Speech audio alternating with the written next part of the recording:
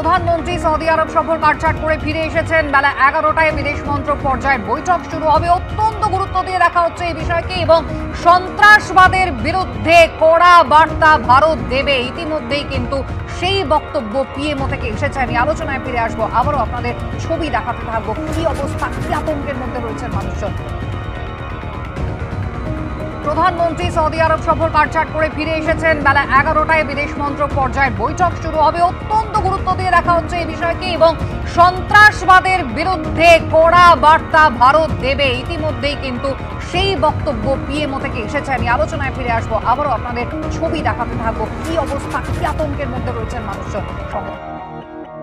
ফের রক্তাক্ত ভূস্বর্গ, পহেলগাঁওয়ে পর্যটকদের উপর গুলি বৃষ্টি, কাশ্মীরে জঙ্গি হামলা, বাংলার 3 জন সহ 26 জনের মৃত্যু, নিহত দক্ষিণ কলকাতার বৈষ্ণবঘাটা লেনের বাসিন্দা বিতান অধিকারী।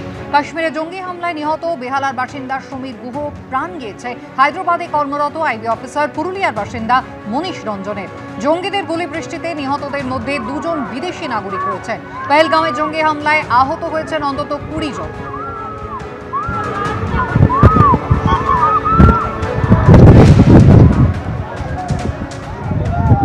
उमर उमर वो ताजुल दे यार, उमरा चलना यार।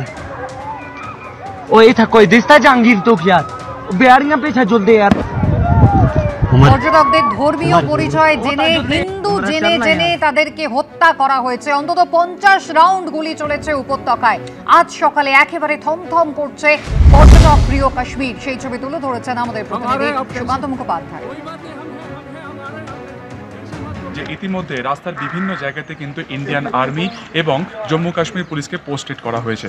দেখা যাচ্ছে এই মুহূর্তে আমার ঠিক পিছনে রয়েছে ইন্ডিয়ান আর্মির এসওজির যে গাড়ি রয়েছে এখানে রয়েছে এবং যারা আর্মির যারা রয়েছেন তারা কিন্তু প্রত্যেকটি ঘরে যাচ্ছেন, তারা কিন্তু সেখানে জিজ্ঞাসাবাদ করছেন এবং তার পাশাপাশি আমরা যেটা দেখাচ্ছি যে সামনে যে ট্যুরিস্ট ভেহিকেল সেইখানে কিন্তু ট্যুরিস্ট যারা রয়েছেন তারাও কিন্তু ইতিমধ্যে তারা কিন্তু এই শহর ছেড়ে তারা কিন্তু বেরিয়ে যাচ্ছেন। গোটা যে শহর সেই শহরে যেটা দেখা যাচ্ছে যে আজকে কার্যত পুরো বন্ধ রয়েছে, দোকানপাট বাজার সমস্ত কিছু বন্ধ রয়েছে। ঠিক এখানে যেখানে আমরা দাঁড়িয়ে রয়েছি এখান থেকে 6 কিলোমিটার ডিস্টেন্সেই রয়েছে সেই ঘটনাস্থল। এখানে আমরা দেখতে পাচ্ছি পুলিশের ফোর্স এখানে রয়েছে, ছবিটা দেখাবো। ইতিমধ্যে ফোর্সের যারা আধিকারিক রয়েছেন তারাও এখানে রয়েছেন। এসওজি টিমের যে স্পেশাল টিম তারা প্রত্যেকটা রাস্তাতে তারা এভাবেই কিন্তু কনভয় করে যাচ্ছেন। কোথাও তারা থামছেন, সেখানে তারা জিজ্ঞাসাবাদ করছেন, তল্লাশি করছেন এবং তারপরে তারা কিন্তু অন্যদিকে চলে যাচ্ছেন। সামনে যে ভেহিকেল আমরা দেখতে পাচ্ছি যে গাড়িতে করে পর্যটক তারা কিন্তু আজকেই পেহেলগাম ছেড়ে দিচ্ছে। তার কারণ ইতিমধ্যে সকাল 10টার মধ্যে পেহেলগাম ছাড়ার কিন্তু নির্দেশ দেওয়া হয়েছে। সব মিলিয়ে আতঙ্কের মধ্যে রয়েছে অত্যন্ত গুরুত্বপূর্ণ এবং ট্যুরিস্ট ডেস্টিনেশন পেহেলগাম। কাশ্মীরে জঙ্গি হামলায় নিহত কলকাতার আরও এক বাসিন্দা, নিহত সমীর গুহ বেহালার শখের বাজারের বাসিন্দা। 52 বছরের সমীর কেন্দ্রীয় সরকারি কর্মী ছিলেন। স্ত্রী মেয়েকে নিয়ে কাশ্মীরে ঘুরতে গিয়েছিলেন। গতকাল পহেলগাঁওয়ের বৈশরণে মুখে মাস্ক পরে জঙ্গিরা আসে, এদের ছাড়বো না এই বলে জঙ্গিরা গুলি চালায়। এবিপি আনন্দকে সেই ভয়াবহ অভিজ্ঞতার কথা জানিয়েছেন নিহত স্ত্রী শবরী গুহ।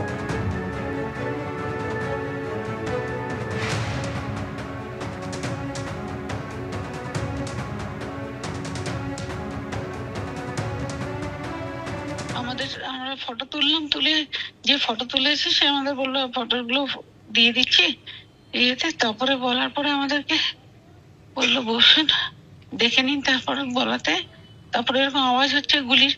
তা আমি জিজ্ঞাসা করলাম কিসের আওয়াজ? তখন বলছে যে ওই মাকে তাড়ানোর সময় অনেক সময় আওয়াজ করে ফৌজরা, গুলি মারে। আমরা তারপরে দেখছি সমানে গুলি। তখন ওরা বুঝতে পেরে আমাদের বলছে আপনারা শুয়ে পড়ুন, শুয়ে পড়ুন, শুয়ে পড়ুন, শুয়ে পড়ুন। তা আমরা শুয়ে পড়েছি। আমার হাজবেন্ড ছিল, তার পিছনে আমার মেয়ে ছিল, তারপর আমি ছিলাম। আমাদের ওখানে যেখানটা আমার হাজবেন্ডকে ওরা ইয়ে করেছে সেখানে আরো একজনকেও করেছে। গোটা 10-15 ওখানে ছিলাম আমরা। এই লোপাতের এগুলি কোনো জিজ্ঞাসা না, শুধু আমার মেয়ে আমার বলছে পড়ে গেছে। আমার মেয়ে আমার হাজবেন্ড ডাকছে জিয়া জিয়া তুই শুয়ে পড়, শুয়ে পড়। মুখে মাস্ক লাগানো ছিল। ইনকো ছোড়না নেই, ইনকো ছোড়না নেই। সবাই শুয়ে পড়লো, ব্যাস। আমার হাজবেন্ডকে গুলি মারলো, আরেকজন ওখানে ছিল তাকে গুলি মারলো। তারপরে তো আমাদেরকে আমার হাজবেন্ডকে রেখে আমাদের চলে আসতে হয়েছে, যে সবারই তাই ওরা জায়গাটা খালি করে দিয়েছে, আমরা আমার হাজবেন্ডকে নিয়ে আসতে পারি ওখান থেকে। আমাদের আজকে ফিরে যাওয়ার কথা ছিল কলকাতা, এমনি ভাবে দাদা যাওয়ার কথা ছিল না।